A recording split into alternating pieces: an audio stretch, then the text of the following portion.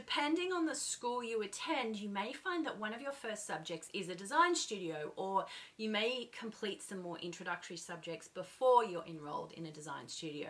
Either way, it can be a very different style of learning to what you're used to, so it's important to understand how a design studio works and what's expected of you as a student.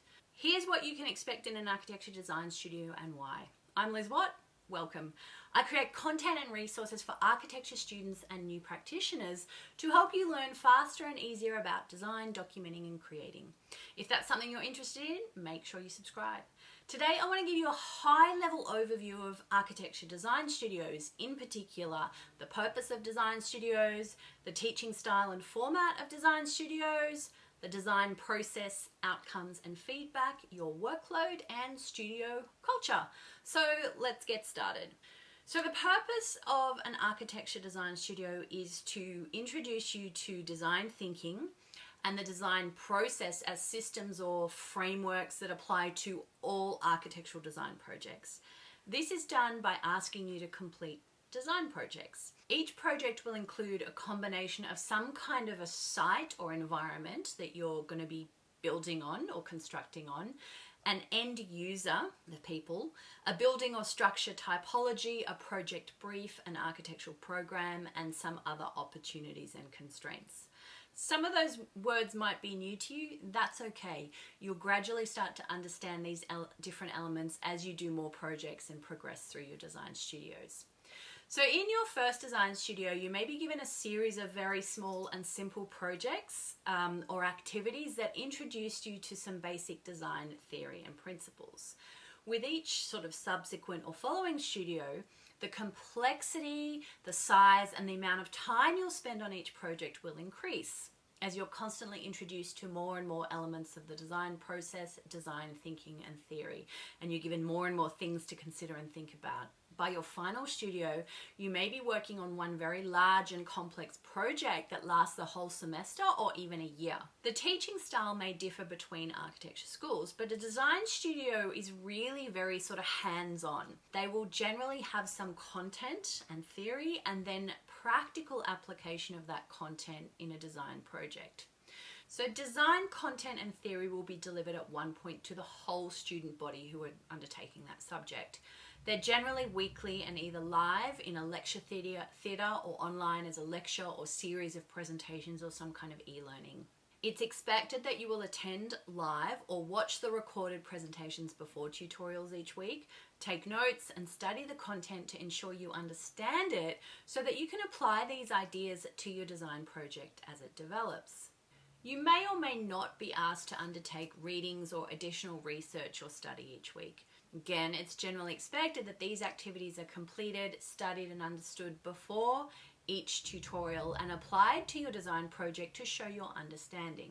Depending on the value of your design studio or the subject weight in terms of credit points, you may have tutorials once or twice a week. So this is where the development of your project occurs and you apply what you're learning in presentations and readings to your work. You may be given specific activities or be asked to drive your own learning and design process through experimentation. Either way, it's going to be expected that you present a significant amount of work at each tutorial for review and feedback.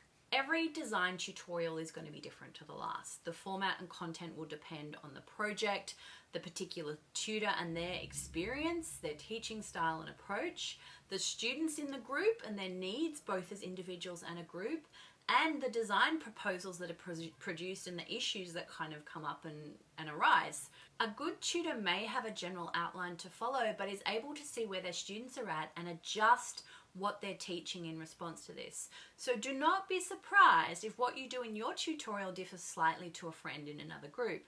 Part of the process of architecture school is to be exposed to many different perspectives and then start to create your own philosophies and frameworks. There's no right or wrong, they're just different. An architecture design tutorial may have a range of activities, including content review. So review and discussion of content from weekly lectures, presentations, readings, and research. Come prepared with questions to talk and discuss.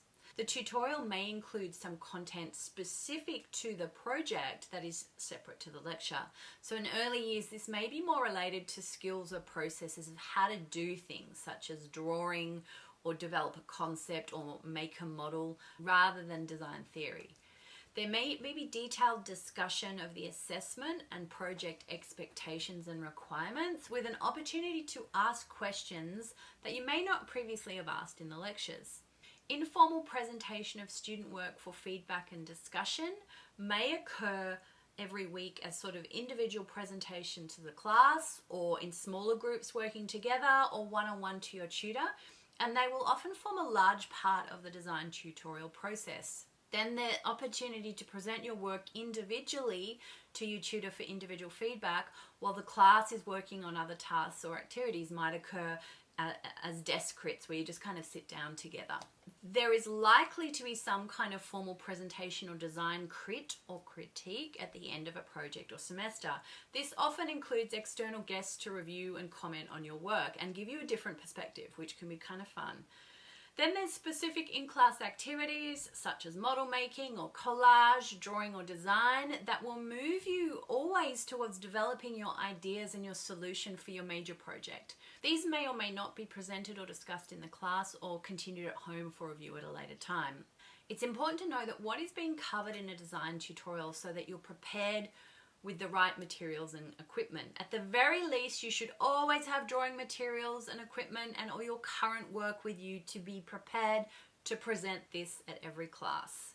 Even if it's not finished, even if you don't know what you're doing, and even if you're stuck. In fact, especially if you're stuck. So if you have any other questions about the format of a design tutorial or anything that you've come across in your own studies, please let me know in the comments. Now let's talk a little bit about the process in a design studio. So design is an iterative process, not a linear process. Now this means that you'll not just complete an activity and it's done. Design requires you to test different ideas, figure out what does work and what does not work, and try something different over and over, constantly refining and revising and presenting for feedback until you're considering everything that needs to be considered and it's all working together. So be prepared to make a lot of stuff in a design studio. The types of activities you might complete include collage, drawing, physical model making, digital model making, and a whole lot more. It's about playing around and exploring ideas. Be prepared to make stuff that doesn't work. Be prepared to draw stuff that looks dumb. Be prepared to start again. Be prepared for some projects to develop easily while others are a challenge and you want to tear your hair out. What's important to note about a design studio is that the process you go through to get to the end result is often just as important as the outcome and final result or presentation of your ideas or resolution. This may be very different to completing an essay, where you might undergo multiple drafts but you only submit the final version for assessment, or an exam where you study and create thorough notes and a detailed review process, but only the exam results are considered. In a design studio, your grade may often be determined on your process, your ideas, your experiments with options, and consideration of alternative solutions that may or may not work, as well as the final solution. So this is why attendance at every class, completion of every activity, and consistency in work production between each class is an essential part of a design studio and developing your project. What is important to note about a design studio is that feedback is provided in a number of formats. You're always getting feedback and you always need to pay attention. So the whole class may pin up their work or present their work, and the tutor will highlight generally good examples of what is working, what is not working, and what the gaps are in the work. So take note and think about how you can apply it to your own work.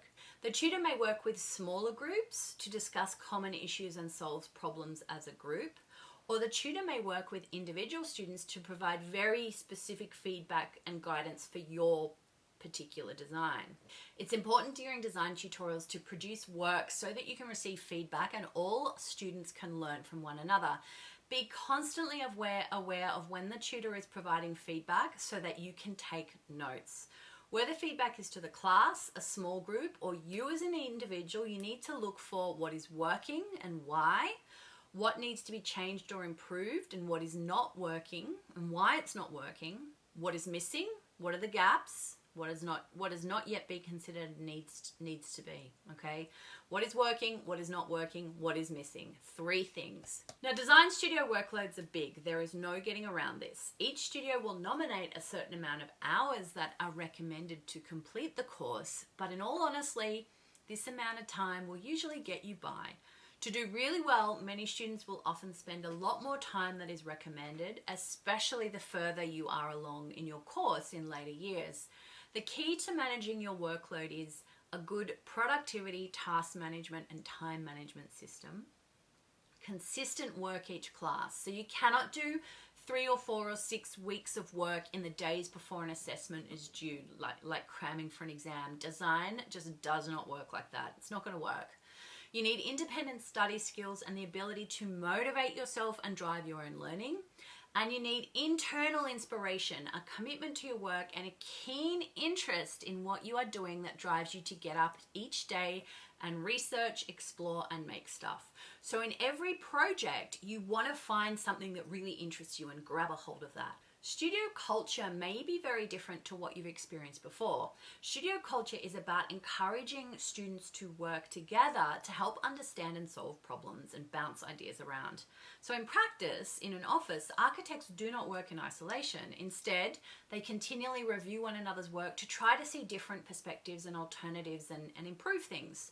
Now, depending on the school you attend and the facilities it provides, students may have dedicated workspaces for each year level where you can set up and store your materials and equipment and work with a regular group of students. Alternatively, you may have lockers and like a hot desk set up where you can use a space for a short period of time and come and go.